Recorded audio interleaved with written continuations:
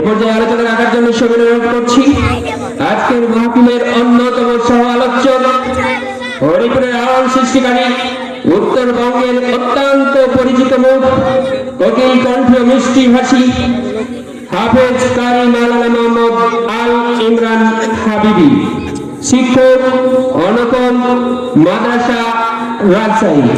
ওনাকে ওনার আলোচনা তুলে ধরার জন্য সবাই অনুরোধ করছি। আসসালামু আলাইকুম। আসসালামু আলাইকুম ওয়া রাহমাতুল্লাহি ওয়া বারাকাতুহু।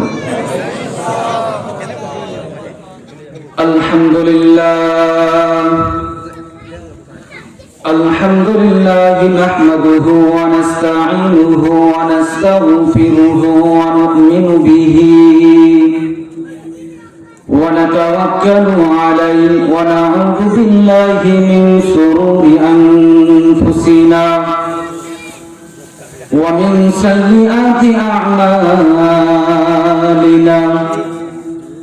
من يهده الله فلا مضل له ومن يضلله فلا هادي له ونشهد أن لا إله إلا الله وحده لا شريك له ونشهد أن سيدنا وحبيبنا وحبيب طبيبنا وطبيب قلوبنا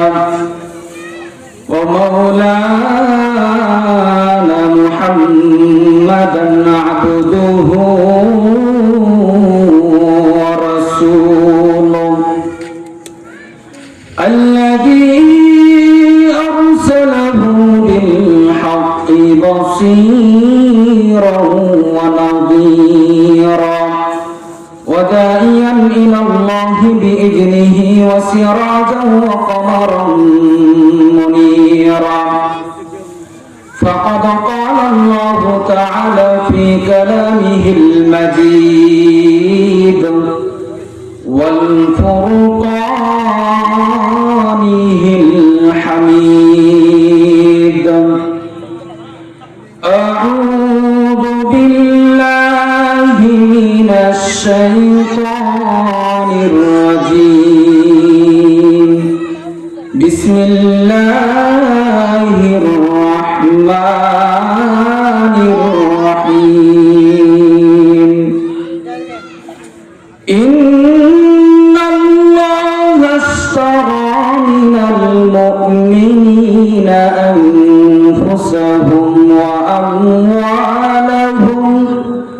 وأموالهم بأن لهم الجنة وقال أعوذ بالله من الشيطان الرجيم ولا تكونوا لمن يقتل في سبيل الله أموات بل أحياء ولكن لا تشعرون.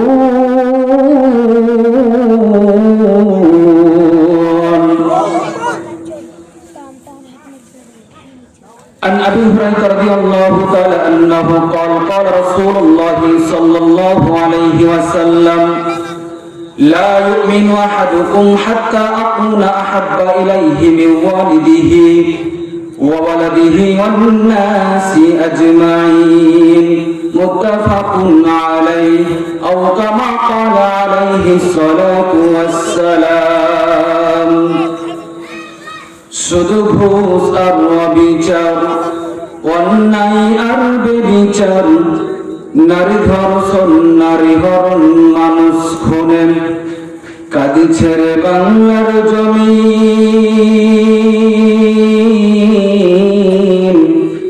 বিদায়ী হতে চলেছেন নবীজির রক্ত মাখা দিন। কথা বলেন ঠিক কিনা?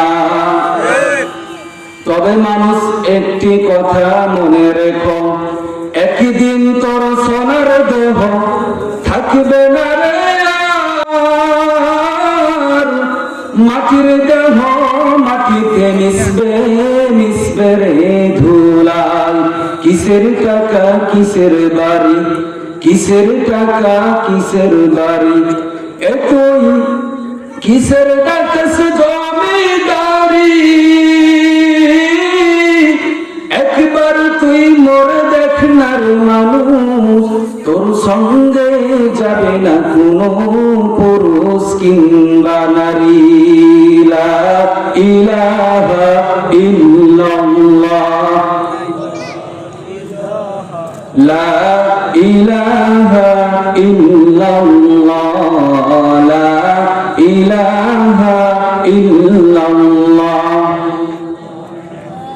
আচ্ছা বাবাজিরা, কালিমার সাথে কারো কি দুশ্মনী তো আছে? কারো দুশ্মনী নাই? তা দুশ্মনী না থাকলে অন্তর থেকে, দিল থেকে একেবারে আওয়াজ ছেড়ে কালিমা পড়ে লা ইলাহা ইল্লাল্লাহ, আরো জোরে লা ইলাহা ইল্লাল্লাহ, লা ইলাহা ইল্লাল্লাহ। ভাইজান বহু দূরে মদিনা, আমরা কেমনে যাব জানি না। দয়া করুন দয়ার আল্লাহ, দয়া করুন দয়ার আল্লাহ, পুরাও মনের বাসনা।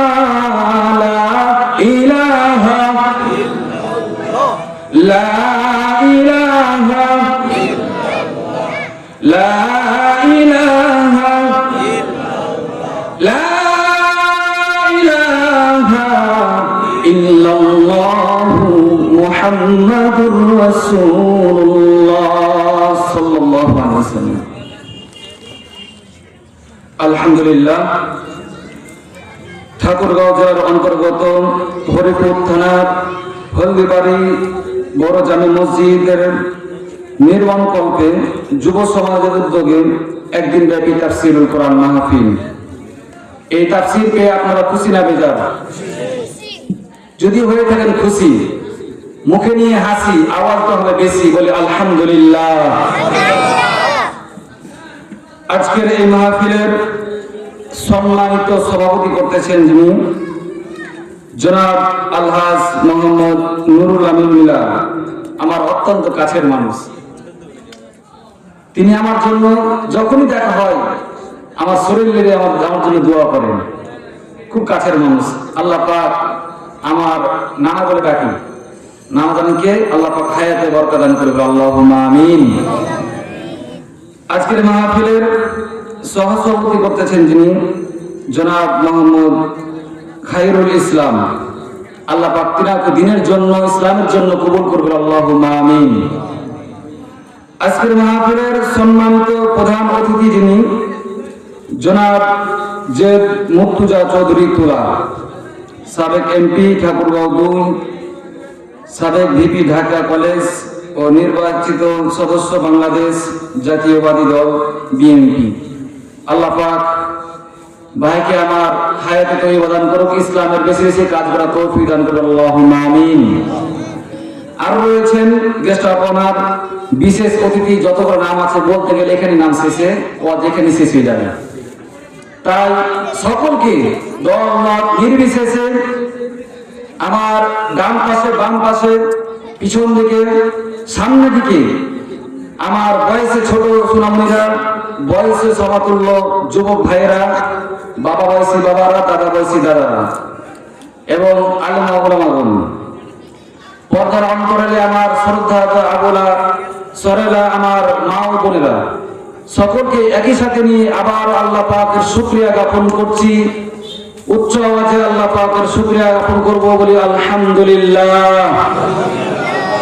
শ্রেষ্ঠ নবী জনাবে মুহাম্মদুর রাসূলুল্লাহ বলি সাল্লাল্লাহু আলাইহি ওয়াসাল্লাম, তিনার প্রতি অগণিত দুরূদ ও সালাম বর্ষিত হোক। আল্লাহুম্মা সাল্লি আলাইহি, আল্লাহুম্মা বারিক আলাইহি। সম্মানিত প্রিয় উপস্থিতি, এই ঠান্ডার সময় কিছু অল্প সংখ্যা মানুষকে আল্লাহ পাক এই জান্নাতের বাগানের জন্য কবুল করেছেন। অত্র এলাকা থেকে আপনাকে আমাকে গুণে গুণান্বিত করে সবাই কিন্তু আসতে পারে না বাবা জান, ইচ্ছা করলেও আসতে পারবে না। আল্লাহ যদি কবুল না করে কেউ আসতে পারবে না। আপনাকে আমাকে কবুল করেছেন বলে কিন্তু আমরা আসতে পেরেছি। যতক্ষণ পর্যন্ত থাকবেন মনোযোগ সহকারে শুনবেন কথাগুলো, দেখেন দেখি আপনার জীবন পরিবর্তন হয় কিনা। বিশেষ করে আলোচনা আমাদের করতে বলা হয়েছে যুবক ভাইদেরকে নিয়ে। যুবকের উদ্যোগে যেহেতু মাহফিল, মসজিদের উন্নয়ন করবে এবং যুবকদেরকে নিয়ে, যুবক ভাইদেরকে নিয়ে কিছু আলোচনা করবো ইনশাআল্লাহ।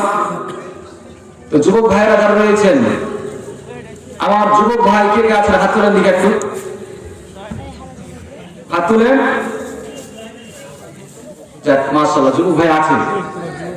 যুবকেরা যদি থাকে, আমিও মানুষটা যুবক, আপনারা যুবক, আপনাদের পক্ষে নিয়ে আলোচনা করবো ইনশাআল্লাহ। তাই বলে বৃদ্ধ বাবাজিরা আমার মন খারাপ করেন না, আপনাদের জন্য আলোচনা রয়েছে। অনেক মাহফিলে দেখা যায় শুধু বক্তারা আলোচনা করে, শুধু পুরুষদেরকে নিয়ে আলোচনা করে, মহিলা মা বোনদের জন্য আলোচনা করে না। যারা মহিলা মা বোন রয়েছেন, আপনারা থাকেন, আপনাদের জন্য আজকে একটা চমৎকার আলোচনা শুনে দেবো ইনশাআল্লাহ। তবে থাকতে হবে আপনাদেরকে, থাকবেন তো ইনশাআল্লাহ? থাকবেন তো? ঠান্ডা দিন, সবাই মানে ঠান্ডা লাগছে এত পরিমাণ যে কি বলবো, আপনারা গুড়ি হয়ে গেছেন। আচ্ছা, শরীরটা গরম করার জন্য রেডি হয়ে যান। রেডি হবেন তো? নাস্তিকতা নির্বাচন, দিন ইসলাম জিন্দাবাদ। নাস্তিকতা নির্বাচন, দিন ইসলাম জিন্দাবাদ। কোটি প্রাণে একই আওয়াজ, খোদার দহি ছাড় পাবে না, এই বাংলায় ঠাই হবে না, মুসলমানরা জেগেছে আজ। ঠিক কিনা? ও চলো চলো সামনে চলো, ভদ্রকণ্ঠে আওয়াজ তুলো, সবাই মিলে একই তালে দাও না স্লোগান, নারায়ে তাকবীর। এই আওয়াজ হবে না। আমি তো বাংলাদেশে বিভিন্ন জায়গায় আলোচনা করতে যাই, আমি কিন্তু আমার ঠাকুরগাঁও জেলার নাম কিনি। আমি কিন্তু বলে থাকি যে ঠাকুরগাঁও গলার আওয়াজ শুনলে আপনারা ভয় পেয়ে যাবেন, কিন্তু এই আওয়াজ দিলে আমি আর বলতে পারবো না কাউকে। আওয়াজ হবে এমন বীর পুরুষের মতো। আমরা কি পুরুষ না মহিলা? পুরুষ। পুরুষ যদি হয়ে থাকেন পুরুষের মতন আওয়াজ দিবে, ঠিক আছে? আজকে দেখা যাবে এই ঠাকুরগাঁও জেলার হরিপুর থানার হলদিবাড়ি গ্রামের ভাইদের গলার আওয়াজ কেমন, আমি এটা একটা পরীক্ষা করে দেখবো আজকে। চলো চলো সামনে চলো, ভদ্রকণ্ঠে আওয়াজ করো, সবাই মিলে একই তালে দাও না স্লোগান, নারায়ে তাকবীর, নারায়ে তাকবীর। আল কোরআনের আলো, আল হাদিসের আলো, ইসলামের জন্য দেশের হয়েছে জন্ম, ইসলামের বিরুদ্ধে গেলে দেশ হবে ভিন্ন। কথা কয় না। ইসলামের জন্য দেশের হয়েছে জন্ম, ইসলামের বিরুদ্ধে গেলে দেশ হবে ভিন্ন। ঠিক কিনা? ইসলামের বিরুদ্ধে যারা নিয়েছে অবস্থান, এই বাংলায় ঠাই হবে না, যাও হিন্দুস্তান। চলো চলো সামনে চলো, ভদ্রকণ্ঠে আওয়াজ তুলো, সবাই মিলে একই তালে দাও না স্লোগান, নারায়ে তাকবীর, নারায়ে তাকবীর। আল কোরআনের আলো, আল হাদিসের আলো, মুসলমানের এই দেশেতে নাস্তিকদের ঠাঁই নাই, নাস্তিকদের পক্ষে যারা তাদের কোনো রক্ষা নাই। এই দেশেতে থাকতে হলে কোরআন মানতে হবে, কোরআন না মানলে তারা বিতাড়িত হবে। এই দেশেতে থাকতে হলে কোরআন মানতে হবে, কোরআন না মানলে তারা বিতাড়িত হবে। ঠিক কিনা? চলো চলো সামনে চলো, ভদ্রকণ্ঠে আওয়াজ তুলো, সবাই মিলে একই তালে দাও না স্লোগান, নারায়ে তাকবীর, নারায়ে তাকবীর। আল কোরআনের আলো। আজকের মাহফিল চলবেই চলবে, আজকের মাহফিল, আজকের মাহফিল কতক্ষণ চলবে? আপনারা থাকেন, আপনারা থাকেন, আমরা চলে যাব। আলহামদুলিল্লাহ, যারা যারা আল্লাহ তাকবীর দিয়েছেন অবশ্যই তাদের শরীর গরম হয়ে গেছে, ঠিক কিনা? এই তো যুবক ভাইরা চলে এসেছে। যুবক ভাই, আপনাদেরকে নিয়ে আজকে আলোচনা হবে, যেহেতু আমি যুবক, আপনারা যুবক, আপনাদের পক্ষ নিয়ে আজকে আলোচনা হবে ইনশাআল্লাহ। তবে শেষ পর্যন্ত থাকতে হবে। আমি মাঝে মাঝে একটা ইসলামী শরীর বলবো আর শরীরটাকে গরম করবো। ঠান্ডা টেরি পাবে না, ঠান্ডা কোন জায়গায় পাবো, ঠিক কিনা? ঠিক আছে, যে আয়াতটি তেলাওয়াত করেছি, এই আয়াত আল্লাহ পাক রব্বুল আলামিন বলতেছেন, কথা বলা যাবে না, একেবারে স্টপ। যখন কথা বলতে বলবো তখন দেখবো কত কথা বলতে পারেন, ঠিক আছে? কিন্তু চুপ করে বসে থাকবেন, যখন কথা বলতে বলবো সিংহের মতো আওয়াজ দিবেন, ঠিক কিনা? আল্লাহ রাব্বুল আলামিন বলতেছেন, ইন্নাল্লাহা আশতারা মিনাল মুমিনিনা আনফুসাহুম ওয়া আমওয়ালাহুম বিআন্না লাহুমুল জান্নাহ। নিশ্চয় আমি আল্লাহ তাআলা মুমিনদের জান এবং মাল এই দুইটি জিনিসকে ক্রয় করে নিয়েছি, বিনিময়ে তাদেরকে দিয়েছি জান্নাত। মুমিনের জান এবং মাল, আপনি আমি তো মুমিন, আপনার এই জানটা এবং মালটা আল্লাহ রাব্বুল আলামিন ক্রয় করে নিয়েছেন, কিনে নিয়েছেন, বিনিময়ে জান্নাত দিবেন। জানটাও কিন্তু আল্লাহর দেওয়া, মালগুলো কিন্তু আল্লাহর দেওয়া, কিন্তু আল্লাহ পাক আপনাকে আমাকে আমানত হিসাবে দিয়েছেন। এই জানটা, এই মালটা আপনি কোন রাস্তায় ব্যয় করছেন, কিভাবে আপনি খরচ করতেছেন, আল্লাহ পাক এই শুধু এই মনসত্বটা আপনার জানতে চাই। আল্লাহ রাব্বুল আলামিন এই জন্য বলতেছেন, মুমিনের জান মাল আমি আল্লাহ ক্রয় করে নিয়েছি, বিনিময়ে তাদেরকে দিয়ে দিব জান্নাত। আমি দেখব মুমিনের জান মাল কোন দিকে আল্লাহর রাস্তায় ব্যয় করে নাকি দুনিয়ার রাস্তায় ব্যয় করে। ভাইরা আমার, বাবাজিরা, এই জান মাল সাহাবায়ে কিরাম নবীরা পর্যন্ত তাদের জীবনকে উৎসর্গ করে দিয়েছেন, তাদের সম্পদগুলো আল্লাহর রাস্তায় উৎসর্গ করে দিয়েছেন শুধুমাত্র আল্লাহকে খুশি করার জন্য।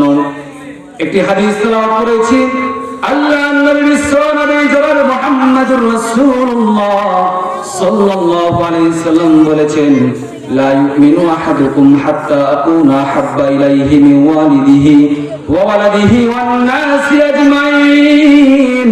পৃথিবীর মানুষ তোমরা ততক্ষণ পর্যন্ত ঈমানদার হতে পারবে না যতক্ষণ পর্যন্ত তোমরা তোমার নিজের চাইতে, তোমার আত্মীয়-স্বজনের চাইতে, তোমার সকল পরিবারের চাইতে, তাম পৃথিবীর সকল মানুষের চাইতে যতক্ষণ পর্যন্ত তোমরা আল্লাহ এবং আল্লাহ রাসূলকে না বেশি ভালোবাসতে পারবে ততক্ষণ পর্যন্ত তোমরা ঈমানদার হতে পারবে না। তাহলে আমরা কি পারবো আল্লাহ এবং আল্লাহ রাসূলকে বেশি ভালোবাসতে পারবো? বলি ইনশাআল্লাহ। আল্লাহ এবং আল্লাহ রাসূলকে বেশি ভালোবাসতে হবে। যদি না ভালোবাসেন তাহলে পারে আপনি পূর্ণাঙ্গ ঈমানদার হতে পারবেন না। যদি আল্লাহ এবং আল্লাহ রাসূলকে ভালোবাসেন তাহলে আপনি ঈমানদার হতে পারবেন, তাছাড়া আপনি হতে পারবেন না। এখনকার মানুষ, এখনকার যুবক ভাইয়েরা তো আল্লাহ এবং আল্লাহ রাসূলকে ভালোবাসবে কি, তারা তো দুনিয়ার ভালোবাসা নিয়ে ব্যস্ত। আল্লাহ এবং আল্লাহ রাসূলকে ভালোবাসে না, তারা এখন এক নারীর প্রেমে পাগল, ঠিক কি না? যুবক ভাইরা কথা বলে না, ঠিক কি না? ভালোবাসতে হবে আল্লাহকে এবং আল্লাহ রাসূলকে, কিন্তু দুনিয়ার মানুষ আল্লাহ এবং আল্লাহ রাসূলকে ভালোবাসে না। বাসে কাদেরকে? দুনিয়ার যে মানুষ তাকে কিছু অর্থ দেয়, কিছু সম্পদ দেয়, তাকে চলার জন্য কিছু পকেট খরচা দেয়, তাদেরকে ভালোবাসে, কিন্তু আল্লাহ এবং আল্লাহ রাসূলকে ভালোবাসতে চায় না। একজন যুবক পাগল যুবতীর জন্য, আর যুবতী পাগল যুবকের জন্য। হায় রে দুনিয়া। আল্লাহ রাসূল বলতেছেন, তোমরা ততক্ষণ পর্যন্ত ঈমানদার হতে পারবে না যতক্ষণ পর্যন্ত আমাকে না ভালোবাসবে। আজকে এই সমাজের যুবকেরা যদি আল্লাহ রাসূলকে ভালোবাসতো, যেইভাবে একটা যুবক একটা মেয়ের জন্য হাত কেটে দেয়, আত্মহত্যা করে, এইভাবে যদি আল্লাহ এবং আল্লাহ রাসূলকে মন থেকে ভালোবাসতো তাহলে এই সমাজ আর ধ্বংস হতো না, এই সমাজটা হতো জান্নাতের বাগান, ঠিক কিনা? কি বলবো দুঃখের কথা, আমার যুবক ভাইদের কি মনের ব্যথা। যুবক ভাইদের মনের অনেক ব্যথা বুঝতে পারি, আমি বুঝতে পারি। ভাইরা আমার, বাবাজিরা, যে কথাই বলতেছিলাম, আল্লাহ এবং আল্লাহ রাসূলকে ভালোবাসবেন। কেমনে ভালোবাসবেন? আপনার জীবন দ্বারা, আপনার সম্পদ দ্বারা, মাল দ্বারা। আমি ছোট্ট ছোট্ট আকারে আপনাদেরকে আমি তুলে ধরার চেষ্টা করবো ইনশাআল্লাহ। তাহলে সর্বপ্রথম আমি বলেছি না, নিজের চাইতে, নিজের আত্মীয় স্বজনের চাইতে আল্লাহ এবং আল্লাহ রাসূলকে ভালোবাসতে হবে। একজন সাহাবী এসেছিলেন, তার নিজের আত্মীয় স্বজনের চাইতে, নিজের চাইতে আল্লাহ রাসূল এবং আল্লাহকে বেশি ভালোবেসেছিলেন। কিভাবে দেখেন, একটু লক্ষ্য করে দেখেন, একটু শুধু দেখি চোখে দিয়ে পানি পড়ে কিনা আপনার। যদি আপনার মধ্যে বিন্দু পরিমাণ ঈমান থাকে অবশ্যই আপনার দিলটা কেঁদে উঠবে। দেখেন দেখি, ইসলামের প্রথম যুদ্ধের নাম কি, কে বলতে পারবেন? একজন বাবাজি বলেছেন, ইসলামের প্রথম যুদ্ধ, সেই যুদ্ধটির নাম হচ্ছে বদরের যুদ্ধ। এই যুদ্ধ যখন অনুষ্ঠিত হয়, বদর প্রান্তরে আবু জেহেলের গোষ্ঠীরা মক্কা থেকে 450 কিলোমাইল অতিক্রম করে লোহিত সাগরের পাশ দিয়ে এড়িয়ে এসে তারা বদর প্রান্তরে চলে এসেছে ইসলামকে পরাজিত করার জন্য, ইসলামকে দমন করে দেওয়ার জন্য। তারা চলে আসলো বদর প্রান্তরে। আল্লাহ নবী বিশ্ব নবী জনাবে মুহাম্মদুর রাসূলুল্লাহ সাল্লাল্লাহু আলাইহি সাল্লাম চিন্তা করতেছেন, এই যুদ্ধটি এমন একটি যুদ্ধ, এই যুদ্ধে বাবা তরবারি ধারণ করেছে সন্তানের বিরুদ্ধে, সন্তান তরবারি ধারণ করেছে বাবার বিরুদ্ধে, ভাই তরবারি ধারণ করেছে ভাইয়ের বিরুদ্ধে, আবার জামাই তরবারি ধারণ করেছে শ্বশুরের বিরুদ্ধে, শ্বশুর তরবারি ধারণ করেছে জামাইয়ের বিরুদ্ধে, একজন আত্মীয় আরেকজন আত্মীয়র বিরুদ্ধে তরবারি ধারণ করেছে। এই বদরের যুদ্ধটি এমন একটি যুদ্ধ যে সময় আল্লাহ নবী বিশ্ব নবী চিন্তায় চিন্তিত। একজন সাহাবী বলেন, ইয়া রাসূলুল্লাহ ইয়া হাবিবাল্লাহ, চিন্তার কোনো কারণ নাই, আমরা মুসা নবীর উম্মতের মতো আমরা বলবো না, হে মুসা তুমি আর তোমার আল্লাহ যুদ্ধ করো, আমরা বসে আরাম করি, আমরা এই কথা বলবো না। যতক্ষণ পর্যন্ত চোখের পলক পড়বে, যতক্ষণ পর্যন্ত আমাদের শ্বাস চলবে, ততক্ষণ পর্যন্ত আপনার সাথে থেকে আমরা আপনার সাথে থেকে লড়াই করে যাব, আমরা পিছপা করব না। বদরের যুদ্ধ শুরু হয়ে গেল। এক পর্যায়ে আল্লাহর নবী বিশ্ব নবী রাহমাতুল লিল আলামিন আল্লাহর কাছে হাত তুলে বলতেছেন, রব্বুল আলামিন আমার 13 বছরের ফসল গো আল্লাহ, আজ যদি এই বদর প্রান্তরে আমার মুসলিম সৈন্যরা যদি পরাজয় করে, এই ইসলাম আর বাংলাদেশ পর্যন্ত আসবে না। আল্লাহ যেভাবে হোক আমাকে আজকের বদর যুদ্ধে আমাকে জয় করাতে হবে। আল্লাহ রাব্বুল আলামিন বলেন, জিবরাইল যাও, আমার নবীর চোখের পানি আমি দেখতে সহ্য করতে পারি না, আজকে বদরের যুদ্ধ আমি ইসলামের পক্ষে আমি বিজয় লাভ করে দেব। ইসলামের যখন বিজয় লাভ করলেন সাহাবীরা, সমস্ত সাহাবী এত আনন্দ করতেছেন, হঠাৎ করে দেখা গেল একজন সাহাবী মসজিদে নববীর এক পাশে গুমরায় কাঁদে। নবীজি আমার বলতেছে, ও আমার সাহাবী, আজকে তো আমরা এই বদর যুদ্ধে আমরা বিজয় করেছি, সমস্ত সাহাবীরা খুশি, তুমি কেন কাঁদো? বুঝতে পারলাম না। পাশ থেকে একজন সাহাবী বলতেছেন, ইয়া রাসূলুল্লাহ, আজকে বদর যুদ্ধে আবু উবাইদার পিতা মৃত্যুবরণ করেছেন, সেই সাহাবীর নাম ছিল আবু উবাইদা ইবনুল জাররাহ। আজকে জাররাহ এই বদর যুদ্ধে মৃত্যুবরণ করেছেন। আল্লাহর নবী বললেন, ও সাহাবীরা, কে তোমরা আবু উবাইদার পিতাকে হত্যা করেছো বলো বলো। একজন সাহাবী বলে, ইয়া রাসূলুল্লাহ, আমরা কেউ আবু উবাইদার পিতাকে হত্যা করি নাই, আমরা কেউ আবু উবাইদার পিতাকে মৃত্যুবরণ করাই নাই, আবু উবাইদা নিজেই তার পিতাকে হত্যা করেছে গো নবীজি। আমার নবীজি বলতেছে, আবু উবাইদা রে, কেমনে করে পারলে তুমি তোমার পিতাকে হত্যা করতে, আমাকে একটু বলো। আবু উবাইদা চোখের পানি ছেড়ে বলতেছেন, ইয়া রাসূলুল্লাহ, আমি যখন বদর প্রান্তরে যখন যুদ্ধের জন্য ঝাঁপিয়ে পড়লাম, আমার হাতের মধ্যে যখন ইসলামের ঝান্ডা তরবারি যখন নিয়ে বদরের যুদ্ধে যখন ঝাঁপিয়ে পড়লাম, ওগো নবীজি, আমি অনেকগুলো কাফেরকে আমি কচু কাটা করে জাহান্নামের মধ্যে পাঠিয়ে দিলাম। হঠাৎ করে আমি দেখতে পাইলাম আমার চোখের সামনে আমার জন্মদাতা পিতা চলে এসেছে, আমার পিতা এসেছে কাফেরদের পক্ষ নিয়ে, আর আমি এসেছি মুসলিমদের পক্ষ নিয়ে। ওগো নবীজি, আমি আমার পিতাকে দেখে আমার অন্তরের মধ্যে দয়া হয়ে গেল, মহব্বত হয়ে গেল। ওগো নবীজি, আমার পিতাকে দেখিয়া আমি আমার তরবারিকে আমি বগলের মধ্যে লুকাইলাম, পিছন দিকে লুকাইলাম। আমার পিতাকে দেখিয়া আমি পিছন দিক দিয়ে পাশ কেটে সামনের দিকে চলে যাচ্ছি। হঠাৎ করে আমার মস্তিষ্কের মধ্যে হঠাৎ করে আমার চিন্তার মধ্যে চলে আসলো, ওরে আবু উবাইদা, তুমি কি এই হাদিস জানো না?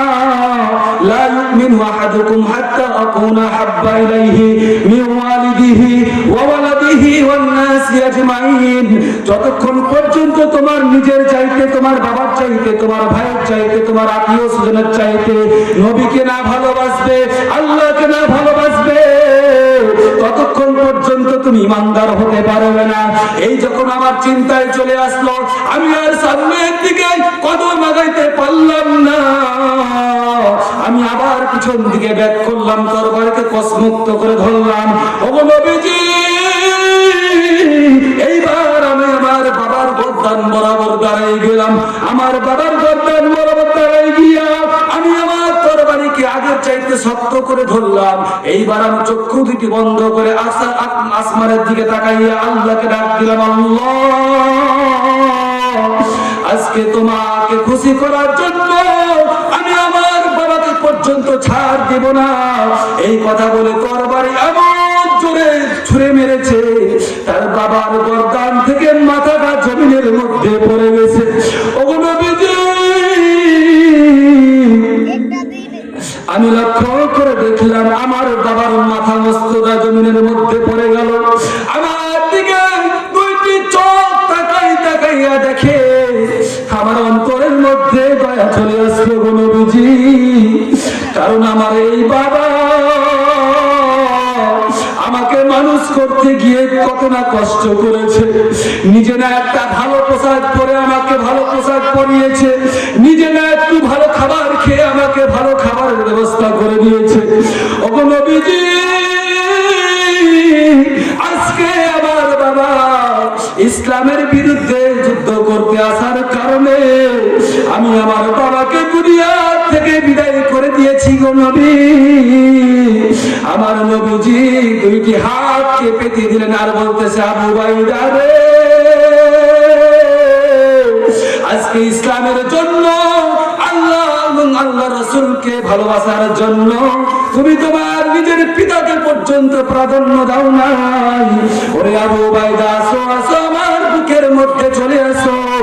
আমি নবী তোমাকে বলে দিলাম, যতক্ষণ পর্যন্ত তুমি কাল কিয়ামতের ময়দানে জান্নাতে না প্রবেশ করবে, ততক্ষণ পর্যন্ত আমি তোমার জন্য জিম্মাদারি হয়ে গেলাম। চিৎকার দিয়ে বলি সুবহানাল্লাহ।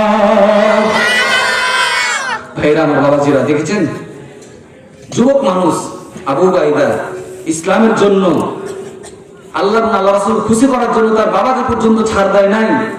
আমরা তো মুসলমান দাবি করি বংশগোত্রে, আমরা হচ্ছি চামড়া কাটা মুসলমান, ঠিক কিনা? আমরা হচ্ছে চামড়া কাটা মুসলমান। কিন্তু যারা অন্য ধর্ম থেকে ইসলাম গ্রহণ করলো, নিজের বাবা মাকে ত্যাগ করে চলে আসলো ইসলাম গ্রহণ করার জন্য, সামনে আসতেছে বলতেছি, যুবক ভাইদের বিষয়ে বলতেছি, যারা অন্য ধর্ম থেকে ইসলাম গ্রহণ করলো তারা কত না কষ্ট সহ্য করলো, কত না তাদেরকে ত্যাগ স্বীকার করতে হয়েছে। কিন্তু আমরা তো, আমার বাপ ছিল মুসলমান, দাদা ছিল মুসলমান, পূর্বপুরুষ ছিল মুসলমান, আমরা মুসলমানের ঘরে জন্ম নিয়েছি, সেই জন্য আমরা দাবি করি আমি মুসলমান। কিন্তু যদি অন্য ধর্ম থেকে এসে আপনি মুসলিম গ্রহণ করতেন, তাহলে না বুঝতাম যে আপনি কেমন মুসলমান। আগের মতো সাহাবীদের মতো যদি আপনি কষ্ট সহ্য করতেন, তাহলে না বুঝতাম আপনি কেমন মুসলমান। সাহাবী কেবলমাত্র 1টি বছর আগে তার বাবার সাথে ত্যাগ করে, ওই ধর্মকে ত্যাগ করে সে ইসলাম গ্রহণ করেছে, আর 1টি বছর পরে আবার যুদ্ধ শুরু হয়ে গেল। নিজের বাবাকে নিজে হত্যা করলেন ইসলামের জন্য, এই কোরআনের জন্য, কোরআনকে প্রতিষ্ঠিত করার জন্য। আজকে কি এই কোরআনকে আমরা ভালোবাসি?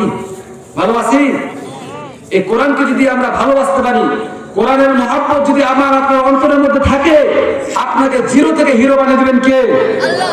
আওয়াজ দেবেন কে? আর যদি এই কোরআনের সাথে যদি বেয়াদবি করি আমি, তাহলে পারে আপনি যত করে হিরো হন না কেন, আপনাকে হিরো থেকে জিরো নামিয়ে দিবে। দেখেন না, আবু জেহেল কত সম্পদওয়ালা, ফেরাউন কত ক্ষমতাওয়ালা, কিন্তু কোরআনের সাথে বেয়াদবি করার জন্য, আল্লাহর প্রিয় মানুষদের সাথে বেয়াদবি করার জন্য তাদেরকে এমন অবস্থা করলেন। আর ওমর, যিনি ছিলেন রাখাল, এই ওমর রাদিয়াল্লাহু তাআলা আনহু, তিনারা রাখাল ছিলেন, কিন্তু এই কোরআনের মহব্বত যখন তার অন্তরের মধ্যে গেঁথে গেল, আল্লাহ পাক তাকে দুনিয়াতে জান্নাতের সার্টিফিকেট দান করে দিলেন। বলি সুবহানাল্লাহ। তাহলে এই কোরআনের মহব্বত আসার কারণে তারা জিরো থেকে হিরো হয়ে গেলেন। আর যারা ছিলেন হিরো, তারা কোরআনের সাথে বেয়াদবি করার জন্য তাদেরকে জিরো বানিয়ে দিয়েছেন। সম্মানিত প্রিয় উপস্থিতি আমার, তাই এই কোরআনকে মহব্বত করতে হবে, ভালোবাসতে হবে। একজন সাহাবী আল্লাহ রাসূল সাল্লাল্লাহু আলাইহি সাল্লামকে এসে প্রশ্ন করলেন, আইয়ুল আমালি আফদাল ইয়া রাসূলুল্লাহ, হে আল্লাহ রাসূল, পৃথিবীতে এমন কি আমল রয়েছে, এমন কি কাজ রয়েছে যে কাজটি আল্লাহর কাছে সবচাইতে বেশি প্রিয়? আল্লাহ নবী বিশ্বনবী জনাবে মুহাম্মদ রাসূলুল্লাহ সাল্লাল্লাহু আলাইহি সাল্লাম বললেন, তিনটি কাজ রয়েছে যে তিনটি কাজ হচ্ছে আল্লাহর কাছে সবচাইতে বেশি প্রিয়। এক নাম্বার as-সালাতু ফি আলা ওয়াক্তিহা, সময় মতো ওয়াক্ত মতো সালাত আদায় করা আল্লাহর কাছে সবচাইতে বেশি প্রিয়। দ্বিতীয় নাম্বার বিররুল ওয়ালিদাইন, পিতামাতার খেদমত করা আল্লাহর কাছে সবচাইতে বেশি প্রিয়। তৃতীয় নাম্বার আল জিহাদ ফি সাবিলিল্লাহ, আল্লাহর রাস্তায় জিহাদ করা আল্লাহর কাছে সবচাইতে বেশি প্রিয়। এই তিনটি কাজ যে ব্যক্তি করতে পারবে আল্লাহ রাসূলের কাছে সবচেয়ে বেশি প্রিয় হতে পারবে। আজকের আলোচনার বিষয় আমি জিহাদ সম্পর্কে বেছে নিচ্ছি। 3 নাম্বার আল জিহাদ ফি সাবিলিল্লাহ। যদি সময় থাকে, আমার দাদাদান বলেছেন সন্তান পিতামাতার প্রতি যে সম্মান দিতে হয় এই সম্মানটা এখন দিচ্ছে না। যদি সময় পাই আমি, তাহলে আমি সেই শেষ দিকে আমি সেই সংক্ষিপ্ত আকারে আমি সেটা আপনাদের বোঝাবো। ও যুবক ভাইরা আমার, আপনাকে আমাকে আল্লাহ নবী বিশ্ব নবী জনাব মুহাম্মদ রাসূলুল্লাহ কতটা সম্মান দিয়েছেন, কতটা মর্যাদা দিয়েছেন একটু লক্ষ্য করে দেখেন। আজকে তো যুবক সমাজ ধ্বংস হয়ে যাচ্ছে, আজকে এই যুবক সমাজ ধ্বংসের দিকে চলে যাচ্ছে। আলহামদুলিল্লাহ এই হলদিবাড়ির যুবক ভাইয়েরা অত্যন্ত ভালো, সেই জন্য জান্নাতের বাগানে বসেছে। কিন্তু অন্যান্য জায়গাতে দেখেন তারা আজকে 31st নাইট নিয়ে তারা ব্যস্ত রয়েছেন, ঠিক কিনা? কিন্তু আমি জানতে চাই, এই 31st নাইট কি মুসলমানদের জন্য হালাল? হালাল? তারা কি মুসলমানের সন্তান না ইহুদি খ্রিস্টানের সন্তান? কিন্তু আমি দেখলাম আস্তে আস্তে দেখলাম তারা পিকনিক করতেছে, মুসলমানের সন্তান হয়ে হিন্দুদের কালচার তারা বাস্তবায়ন করতেছে, করছে কিনা? কিন্তু আমি শুকরিয়া জানাচ্ছি, কৃতজ্ঞতা আমি প্রকাশ করছি আমার সেই যুবক ভাইদের প্রতি, যে যুবক ভাইয়ের আমার এই সুন্দর একটা জান্নাতের ময়দানে এসে বসেছে। তারা ইচ্ছা করলে কিন্তু সেখানে যেতে পারত, কিন্তু ইচ্ছা করেনি, আল্লাহ তাদের কবুল করেছে, সেই জন্য নিয়ে এসেছেন। যুবক ভাইরা, আপনার আমার কি যে সম্মান, কি যে মর্যাদা আমি বুঝি না, সেই জন্য আমরা আজকে বাতিলদের শিকার হয়ে যাচ্ছি। রাসূলুল্লাহ সাল্লাল্লাহু আলাইহি সাল্লাম এক জায়গাতে বক্তৃতা করছেন, এমন সময় একজন যুবক সাহাবী, নাম তার হচ্ছে জারিজ সাহাবী, এসে দাঁড়িয়ে গিয়েছেন, বসার মতো জায়গা পাই নাই। এক জায়গায় বক্তৃতা করছেন, ওই জায়গাতে বসার মতো জায়গা পাই নাই। জারিজ পাশে দাঁড়িয়েছেন। নবীজি আমার জারিজকে দেখার সঙ্গে সঙ্গে তার চাদরটি জারিজের দিকে নিক্ষেপ করলেন আর বললেন, জারিজ বসার জন্য জায়গা পাও নাই, আমার চাদরের মধ্যে বসে যাও, আমার চাদরের মধ্যে বসে যাও। জারিজ রাদিয়াল্লাহু তাআলা আনহু রাসূলুল্লাহ সাল্লাল্লাহু আলাইহি সাল্লামের চাদর মুবারক নিয়ে চুমু খেলেন আর বলতেছেন, ইয়া রাসূলুল্লাহ কামা আকরামতানি ইয়া রাসূলুল্লাহ, আপনার চাদরে বসার মতন আমার কোনো যোগ্যতা নাই। ওগো নবীজি, আকরামতানি ইয়া রাসূলুল্লাহ, আপনার চাদরের মধ্যে বসার মতো আমার যোগ্যতা নাই। ওগো আল্লাহর নবীজি, আপনি আমাকে সম্মান দান করেছেন, আমাকে সম্মান দিয়েছেন, আমি আল্লাহর কাছে দোয়া করি রব্বুল আলামিন, আমার নবীজি আমাকে যেইভাবে সম্মান দান করলো, আমাকে খুলে দিল তার চাদর, আমাকে করলো আদর, আল্লাহ তুমি আমার নবীর আরো বাড়ায় দিয়ে কুদরত বলি সুবহানাল্লাহ। যুবক ভাইরা, আপনাকে আমাকে নবী এত ভালোবেসেছেন। এই যুবকরা নবীকে হেল্প করেছিলেন, সহায়তা করেছিলেন। ইসলামের সর্বপ্রথম যিনি পুরুষের মধ্যে থেকে ইসলাম গ্রহণ করলেন, হযরতে আবু বকর সিদ্দিক রাদিয়াল্লাহু তাআলা আনহু, তিনি মাত্র 37 বছর বয়স। 37 বছর বয়সের মানুষ কি মানে বুড়াকে থরথরে হয়ে গেছে, ডাক্তার বুঝে গেছে, এরকম আছে? কেউ আছে? কেউ নাই। টকবকে যুবক, 37 বছর বয়স, আবু বকর সিদ্দিক রাদিয়াল্লাহু তাআলা আনহু, তিনি ইসলাম গ্রহণ করলেন সর্বপ্রথম। হযরত ওমর রাদিয়াল্লাহু তাআলা আনহু 26 বছরের যুবকে টকবক হয়েছে, তিনি ইসলাম গ্রহণ করলেন। হযরতে আব্দুর রহমান বিন আওফ, তিনি ইসলাম গ্রহণ করলেন মাত্র 17 বছর বয়সে। হযরত আলী রাদিয়াল্লাহু তাআলা আনহু মাত্র 8.5 বছর বয়সে ইসলাম গ্রহণ করলেন। আগে যুবকরা ইসলামকে সহযোগিতা করেছেন, যুবকরা আগে এগিয়ে এসেছেন, আর বৃদ্ধরা ইসলামকে দমিয়ে দেওয়ার জন্য তাদের পিছনে লেগেছিলেন, যুবকরা এগিয়ে এসেছিলেন।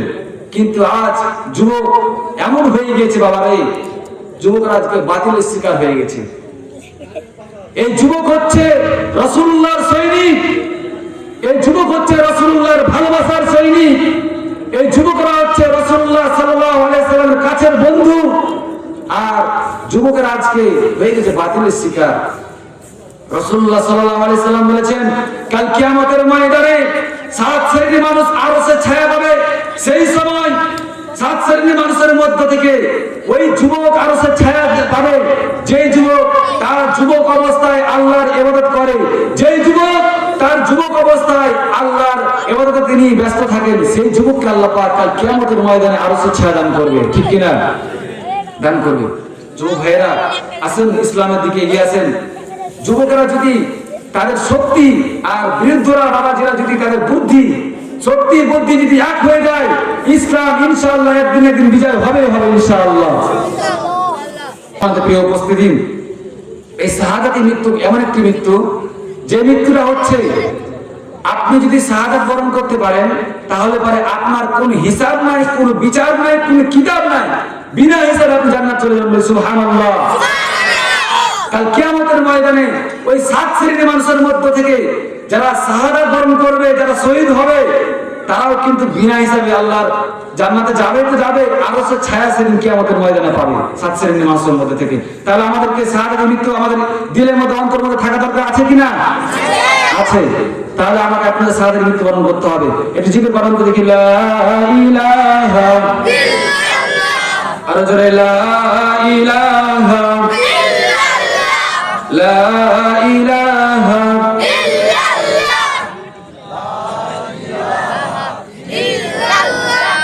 সুবহানাল্লাহ ওয়ালহামদুলিল্লাহ, লা ইলাহা ইল্লাল্লাহ, লা ইলাহা ইল্লাল্লাহ, লা ইলাহা ইল্লাল্লাহ। ভাইজান নৌকা চলে না মাঝি ছাড়া, রিকশা চলে না চালক ছাড়া, দুনিয়া চলে না এক আল্লাহ ছাড়া, মুমিন বাঁচে না জিকির ছাড়া। লা ইলাহা ইল্লাল্লাহ, লা ইলাহা ইল্লাল্লাহ, লা ইলাহা ইল্লাল্লাহ, লা ইলাহা ইল্লাল্লাহু মুহাম্মাদুর রাসূলুল্লাহ সাল্লাল্লাহু আলাইহি ওয়াসাল্লাম। ভাইরা আমার, বাবাজিরা, ও যুবক বন্ধু, দেখেন দেখি আপনার মতন যুবক একজন ইসলামের পক্ষে আসার জন্য তাকে কতটা ত্যাগ স্বীকার করতে হয়েছে। যুবক ভাইরা লক্ষ্য করে দেখেন, আপনাদের কাছে চলে এসেছি এবার। ও আমার যুবক ভাইরা, আপনার মতো যুবক, আমার মতন যুবক ইসলাম গ্রহণ করলেন, ছোটবেলায় মা মারা গিয়েছেন, কিছুদিন যেতে না যেতে বাবার একটি বিবাহ করলেন, যার কথা বুখারী শরীফে এসেছে। মক্কার একটি যুবক, নাম হচ্ছে আব্দুল উজ্জা। ছোটবেলায় মা মারা গিয়েছেন, বাবা কিছুদিন যেতে না যেতে আরেকটি বিবাহ করে বসেছেন। কিছুদিন যেতে না যেতে ওই বাবাও মারা গেলেন। সৎ মায়ের কাছে লালিত পালিত আব্দুল উজ্জা সৎ মা সৎ সন্তানকে বোঝা মনে করলো এবং তার চাচার কাছে তাকে দিয়ে আসলো, বলল, আপনার ভাতিজাকে আপনি লালন পালন করেন, আপনি মানুষ করেন। ও যুবক বন্ধুরা, তোমার মতন যুবক, আমার মতন যুবক আব্দুল উজ্জা 20 বছর যখন বয়স হয়ে গেল তার, আব্দুল উজ্জা তিনি তখন বুঝতে পারলেন, জানতে পারলেন তার মধ্যে তার ঈমানের তেজ উঠে গেল, তিনি কালিমার দাওয়াত পেয়ে গেলেন। চাচার বাসায় লালিত পালিত এতিম মানুষ, চাচাকে ডাক দিয়ে বলতেছেন, চাচা গো, মুহাম্মদ নামে একজন ব্যক্তি আছে, আব্দুল্লাহর ছেলে মুহাম্মদ, আপনি কি তাকে চিনেন? চাচা বলতেছে, হ্যাঁ তাকে আমি তো চিনি। বলতেছেন, চাচা গো, সেই মানুষটি কেমন একটু বলে দেন। চাচা বলতেছে, ভাতিজা রে, এই আসমানের নিচে জমিনের উপরে তার মতন ভালো মানুষ আমি আর একটাও দেখতে পাই না। সে এত পরিমাণ ভালো মানুষ, আমরা তাকে আল আমিন বলে চিনি, আমরা তাকে আল আমিন বলে ডাকি, আমরা তাকে বিশ্বাস করি, তাকে আমরা মহব্বত করি। বলতেছেন, ও চাচা, সেই আব্দুল্লাহর ছেলে মুহাম্মদ একটি কালেমার দাওয়াত দেয়, আপনি কি জানেন? আমি চাই আপনি তার কালেমা গ্রহণ করবেন, আপনি তার কালেমার সহবতে চলে আসবেন, তার ইসলামকে গ্রহণ করবেন। চাচা ক্ষান্ত হইয়া চাচা ভাতিজাকে বলতেছেন, ভাতিজারে খবরদার এই কথা আর একবার উচ্চারণ করবে না, তার ধর্ম হচ্ছে আলাদা, আমাদের ধর্ম হচ্ছে আলাদা, তার ধর্ম আমরা যেতে পারবো না। সে ভালো মানুষ ঠিকই, কিন্তু তার ধর্ম আমরা মানতে পারবো না। আজকে এমন সমাজে আমাদের আছে যে ভালো মানুষ ঠিকই, কিন্তু তার পক্ষে আমরা যেতে পারবো না, এরকম মানুষ আছে না নাই? বলতেছে, ভাতিজারে তার ধর্ম আলাদা, তার ধর্মে আমরা যেতে পারবো না। ভাতিজা যখন এই খবর যখন জানতে পারলো, যুবক মানুষ, 20 বছরের যুবক, ও যুবক বন্ধু, তোমার মতন আমার মতন যুবক, 20 বছরের চকবকে যুবক ভরা, বলতেছেন, চাচা গো, আপনি যখন এই কথা বলে ফেলেছেন, আপনাকে আমি বলে দিলাম, আমি আর এই ধর্মে থাকতে পারলাম না। আমি আপনার চোখের সামনে আপনাকে সাক্ষী রেখে আমি পড়ে ফেললাম, লা ইলাহা ইল্লাল্লাহু মুহাম্মাদুর রাসূলুল্লাহ সাল্লাল্লাহু আলাইহি ওয়াসাল্লাম। এবার বাদান চাচা এবার ক্ষান্ত হয়ে গেলেন, বললেন, ভাতিজারে তুমি যে আমার চোখের সামনে আমার ধর্মকে ত্যাগ করলে, ও ভাতিজা তোমার কি পরিণত হতে পারে তুমি কি চিন্তা করে দেখেছো? বলতেছে, না আমি কিচ্ছু চিন্তা করি না, কিচ্ছু চিন্তা করার প্রয়োজন নাই। বলতেছে, ভাতিজারে তোমাকে আমি সম্পদ দিয়েছি, বাড়ি দিয়েছি, গাড়ি দিয়েছি, এই বাড়ির সম্পদ সব আমাকে দিয়ে দিতে হবে। বললেন, দিয়ে দিলাম, সমস্ত সম্পদ দিয়ে দিলেন। ভাইয়ের আমার বাবাজিরা বলেছিলাম প্রথমে, আমি আপনার সব কিছুর চাইতে নবীকে ভালোবাসতে হবে, আল্লাহকে ভালোবাসতে হবে। এইবার ভাতিজা বলতেছেন, চাচা সব সম্পদ আপনাকে আমি দিয়ে দিলাম, আপনার সম্পদ আমার প্রয়োজন নাই। চাচা যখন এই কথা শুনলেন, এবার চাচা বলতেছেন, ভাতিজারে তোমার শরীরে যে লুঙ্গিটা রয়েছে, তোমার শরীরে যে পোশাকটা রয়েছে, এই পোশাক তো আমার টাকা দিয়ে কিনা, দাও আমার টাকার পোশাক আমাকে দিয়ে দাও। যখন এই কথা যুবক মানুষ শুনেছে, ও যুবক বন্ধুরে দেখো তো দেখি, ইসলাম গ্রহণ করতে গিয়ে তুমি কয়দিন অপমানিত হয়েছে, লাঞ্ছিত হয়েছ? ও যুবক ভাইরা, তুমি ইসলাম গ্রহণ করতে গিয়ে কয়দিন তুমি অপমানিত হয়েছে, লাঞ্ছিত হয়েছ? কিন্তু দেখো দেখো, আব্দুল উজ্জাকে যখন বলা হলো, তোমার শরীরের লুঙ্গিটা হচ্ছে আমার টাকা দিয়ে কিনা, তোমার শরীরের পোশাক গুলো আমার টাকা দিয়ে কিনা, দাও আমার টাকার পোশাক আমাকে দিয়ে দাও। আব্দুল উজ্জা বলতেছেন, চাচা আপনি আমাকে ছোট থেকে মানুষ করেছেন, ওগো চাচা এই পোশাক গুলো নিলে তো আমি উলঙ্গ হয়ে যাবো, চাচা গো এই পোশাক গুলো না নিলে কি হয় না? বলতেছে, ইসলাম গ্রহণ ত্যাগ করো, ইসলামকে ত্যাগ করো, আমার ধর্মে আবার ফিরে আসো, আমার সম্পদ নিয়ে নাও। আব্দুল উজ্জা চোখের পানি ছেড়ে আসমানের দিকে তাকাইয়া আল্লাহকে বলতেছেন, রব্বুল আলামিন, আজকে ইসলাম গ্রহণ করার জন্য আমার চাচা আমার কাছ থেকে পরনের পোশাক গুলো চেয়েছে, না না না, আমি দুনিয়ার ইজ্জত চাই না, আমি পরকাল হারাতে পারবো না। এই কথা বলে সঙ্গে সঙ্গে আব্দুল উজ্জা তার নিজের পরনের পোশাক গুলো খুলে ফেললেন, আর বললেন, চাচা গো খুলে দিলাম লুঙ্গি, ইমানকে বাড়াইলাম সঙ্গী, জোরে বলি আল্লাহু আকবার। এইবার আব্দুল উজ্জা এতিম মানুষ চোখের পানি ছেড়ে বলতেছেন, আল্লাহ গো এই মক্কায় তো আমার বাসস্থান নাই, এই মক্কায় তো আমার থাকার মতন কোনো জায়গা নাই, আমি কি করব এখন? আমার শরীরে পোশাক নাই, আমি কি করব? আমি একটু আমার সৎ মায়ের কাছে যেয়ে দেখি কি পাই, কিছু পাই কিনা। সৎ মায়ের কাছে যুবক সন্তান চলে গেল, মা মা বলে যখন ডাক দিয়েছে, সৎ মা সৎ সন্তানের গলার আওয়াজ পেয়ে যখন দরজা খুলে দেখতেছে, যুবকের সন্তান উলঙ্গ হয়ে দাঁড়িয়ে আছে। সৎ মা দুই হাত দিয়ে দুই চোখকে চেপে ধরেছে আর বলতেছে, বাবারে তোমার এই অবস্থায় কেন, তুমি উলঙ্গ কেন? বলতেছে, মা গো মা, ইসলাম গ্রহণ করার জন্য, এক আল্লাহকে স্বীকৃতি দেওয়ার জন্য, এক আল্লাহর বিশ্বাস করার জন্য আমার চাচা আমার সম্পদ নিয়েছে, আমার পরনের পোশাক গুলো নিয়ে নিয়েছে। মা আমি তোমার কাছে থাকার জন্য আসি না, আমি তোমার কাছে এক টুকরা কাপড় চেয়ে এসেছি গো মা, এক টুকরা আমাকে কাপড়ের ব্যবস্থা করে দাও, তোমার ঘরে থাকলে পারে। মা বলে বাবা রে, আমি গরিব মানুষ, আমার ঘরে তো কোনো তেমন কাপড় নাই, তবে যেহেতু চেয়েছো একটু দেখি তোমার জন্য ব্যবস্থা করতে পারি কিনা। ঘরের মধ্যে চলে গেল, একটি ছিঁড়া কম্বল তাকে নিচে ছুঁড়ে মারলেন। এতিম মানুষ, গরিব মানুষ আব্দুল উজ্জা ওই কম্বলটিকে দুই টুকরা করে কোমর যখন বাঁধতে যায় উলঙ্গ হয়ে যায়, যখন শরীরের মধ্যে দিতে যায় উলঙ্গ হয়ে যায়। এই কাপড়টিকে রানের দিকে নিয়ে আসলো, এইবার মাকে বিদায় দিচ্ছে। মার মা বিদায় দে রে মা, বিদায় দে, আর সন্তানের সাথে দেখা হবে না। ও মা, এই মক্কায় আর থাকবো না, এই মক্কায় আর থাকবো না, মারে বিদায় দে।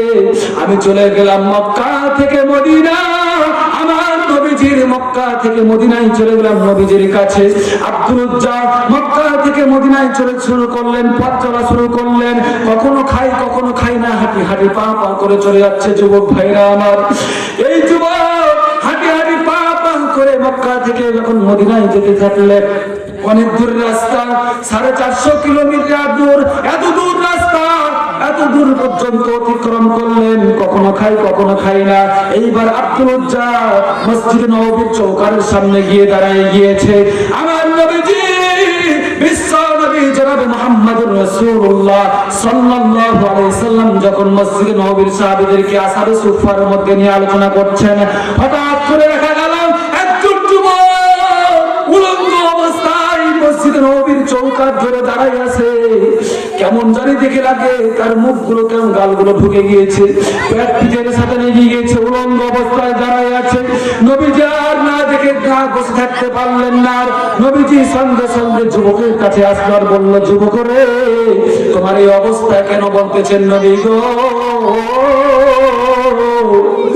ইসলাম গ্রহণ করার জন্য আমার চাচা আমার সম্পদ নিয়েছে, আমাকে উলঙ্গ পর্যন্ত করেছে গো নবীজি। আমি দুনিয়ার ইজ্জতকে প্রাধান্য দেই নাই, আমি আল্লাহকে বিশ্বাস করেছি। আমি আল্লাহকে বিশ্বাস করে আমি উলঙ্গ অবস্থায় আমি ঈমান এনেছি এবং আপনার কাছে এসেছি। আমার নবী বললেন, তোমার নাম কি? বলে আব্দুল উজ্জা। বলতেছে, তোমার নাম আব্দুল উজ্জা হতে পারে না, এখন থেকে তোমার নাম আমি দিয়ে দিলাম আব্দুল্লাহ। চিৎকার করে বলে আল্লাহু আকবার। আব্দুল্লাহ কার গোলাম বলেন দেখি? আল্লাহর গোলাম। বলতেছে যে ইসলাম গ্রহণ করার জন্য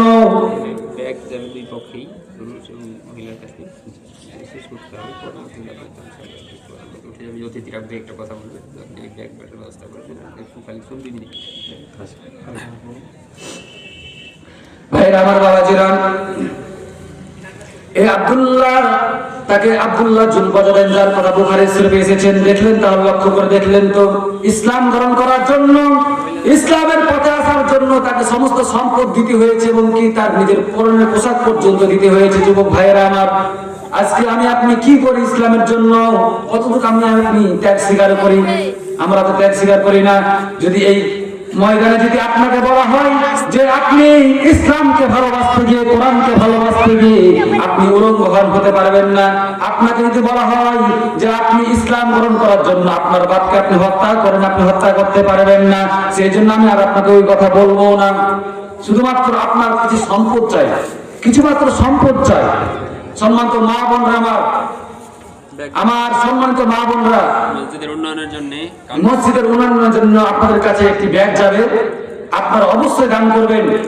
আম্মাজান আয়েশা রাদিয়াল্লাহু তাআলা আনহা বলেছেন, নবীজিকে আমি প্রশ্ন করলাম, আম্মাজান আয়েশা বলতেছেন, আমি নবীজিকে প্রশ্ন করলাম, হে আল্লাহর রাসূল, আপনার সাথে কিয়ামতের ময়দানে কোন কোন নারী হাসতে হাসতে আপনার সাথে জান্নাতে যাবে? নবীজি বললেন, যার হাত বেশি লম্বা সে আমার সাথে হাসতে হাসতে জান্নাতে যাবে। তখন উম্মুল মুমিনিন আয়েশা রাদিয়াল্লাহু তাআলা আনহা তিনি বুঝতে পারলেন না, এক লাঠি নিলেন, যে সমস্ত বিবিদের হাত নাড়তে শুরু করলেন। নবীজি হাসতেছেন, উনি মনে করতেছে কি যার হাত লম্বা তার সাথে জান্নাতে যাবে, সমস্ত হাতগুলো নাড়তে শুরু করেছে। কিন্তু নবী বলতেছেন, না না, দেখা গেল সাদা, তার স্ত্রী সাদার হাত লম্বা হয়ে গেল, তার মুখটা মলিন হয়ে গেল। বলতেছে, আয়েশা রে, তুমি যে হাত বুঝেছো সেই হাত নয়, যেই নারীর হাত হবে দানের ক্ষেত্রে লম্বা, সে আমার সাথে হাসতে হাসতে যাবে জান্নাতের মধ্যে। সুবহানাল্লাহ।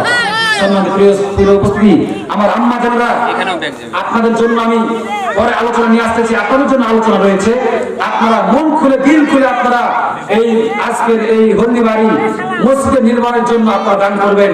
আল্লাহ রাসূল সাল্লাল্লাহু আলাইহি ওয়াসাল্লাম বলেছেন, যে ব্যক্তি সাদকায়ে জারিয়া করবে, সে যদি দুনিয়াতে বিদায় নিয়ে চলে যায়, যতদিন পর্যন্ত তার দানটা ভালো কাজে দেওয়া থাকবে, ততদিন পর্যন্ত সে দুনিয়া থেকে চলে যাবে, তবুও তার কবরে আল্লাহ পাক অটোমেটিক সওয়াবের ব্যবস্থা করে দিবেন। সুবহানাল্লাহ। এই মসজিদের জন্য আপনি 1 টাকা দান করেন, 1 টাকা, আপনি মরে যাবেন, আপনার কবরে অটোমেটিক সওয়াব যাবে, যতদিন পর্যন্ত মসজিদ টিকে থাকবে। সম্মানিত প্রিয় উপস্থিতি, আমি দেখতে চাই, আমি এই মজলিসের মধ্যে দেখতে চাই আসারে মুবাশশারা 10 জন সাহাবী, 10 জন সাহাবীকে ভালোবেসে তাদের সাথে জান্নাতে যাওয়ার জন্য উদ্দেশ্য করে আমি 10 জন ব্যক্তিকে দেখতে চাই মাত্র 1000 করে দিবে। আমি দেখতে চাই এখানে কোন কোন আল্লাহর বান্দা আছে দেখি তো।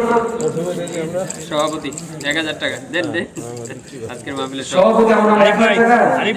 আপনারা কি খুশি হবেন? খুশি হবেন? ওটা আসারে মুবাশশারার জন্য আমি চাইছি 10 জন। এইটা হোক আগে ও আচ্ছা, তাহলে দেন।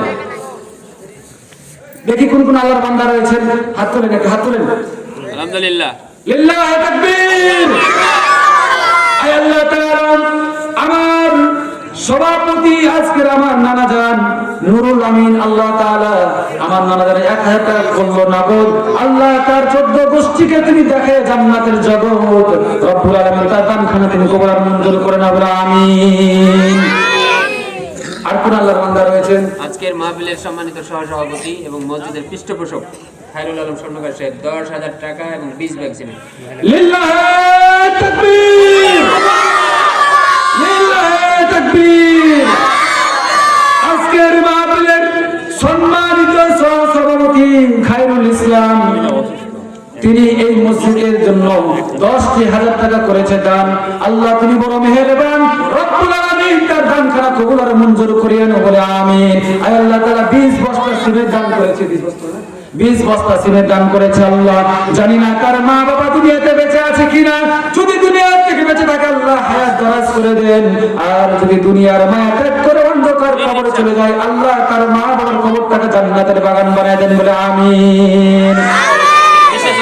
প্রিয় নেতা হাফিজউদ্দিন ডিলার সাহেব, সভাপতি কৃষক দল হরিপুর বিএনপি। আজকের বিশেষ অতিথি হাফিজউদ্দিন ডিলার, হাফিজউদ্দিন ডিলার বাবা, যেই চেহারা মাশাআল্লাহ, মাত্র 1000 দিন চেয়ারম্যান পদপ্রার্থী, মাত্র 1000 দিন আরো দিবেন তো নাকি ইনশাআল্লাহ? চেয়ারম্যান পদপ্রার্থী না, দিতে হবে বাবা, আপনাদের দিতে হবে ইনশাআল্লাহ। আল্লাহ পাক বাবার দানকে কবুল আর মঞ্জুর করবে, আল্লাহুম্মা আমিন। আয় আল্লাহ তাআলা 1000 টাকা করলো নগদ, আল্লাহ তুমি তাকে দেখাই দিও জান্নাতের জগৎ, বলি আমিন। একজন মহিলা অসুস্থ, উনি 2000 টাকা দিয়েছে, 1000 নগদ, ভোলা নাম আর কি। মাশাআল্লাহ, আমার একজন মহিলা মা বোন, আমার একজন মা নগদ 1000 বাকি, 2000 টাকা করলো দান। আল্লাহ তুমি বড় মেহেরবান, 1000 টাকা নগদ আর 1000 টাকা বাকি, রব্বুল আলামিন তাকে তুমি দেখায় জান্নাতের বাতি। রব্বুল আলামিন আমার মাকে আল্লাহ তুমি নেককার হায়াত দান করুন। আয় আল্লাহ তাআলা তার আত্মীয়স্বজন যদি দুনিয়া থেকে বিদায় নিয়ে চলে যায়, রব্বুল আলামিন তার আত্মীয়স্বজনের কবরটাকে জান্নাতের বাগান বানিয়ে দিবেন, আল্লাহুম্মা আমিন। মাহফিলের পরিচালক, যুব সমাজের সভাপতি পরিচালক মাসুম বিল্লাহ, মাসুম। আজকের মাহফিলের পরিচালক, আপনার পরিবারের বাবা মারা গেছে, মাস্টার নুরুল আলম মাস্টার, নাজিমুল আছে মাসুম। আমার আজকের মাহফিলের পরিচালক মাসুম ভাই, তার বাবার জন্য তাদের পরিবার থেকে 5000 টাকা করলো দান। আল্লাহ তুমি বড় মেহেরবান, রব্বুল আলামিন তার দানখানা কবুল আর মঞ্জুর করে নাও। আয় আল্লাহ তাকে জান্নাতের জগৎ দেখায় দাও, রব্বুল আলামিন এই মসজিদে দান করার ওসিলায় তার জীবনের সমস্ত বালা মুসিবত দূর করে দাও। আয় আল্লাহ তাআলা তার বাড়িতে তুমি বরকত দান করে দাও। আল্লাহ তাআলা তার বাবার কবরটাকে জান্নাতুল ফেরদাউস বানায় দাও, রব্বুল আলামিন মা যদি বেঁচে থাকে হায়াত দারাজ করে দাও, বলে আমিন।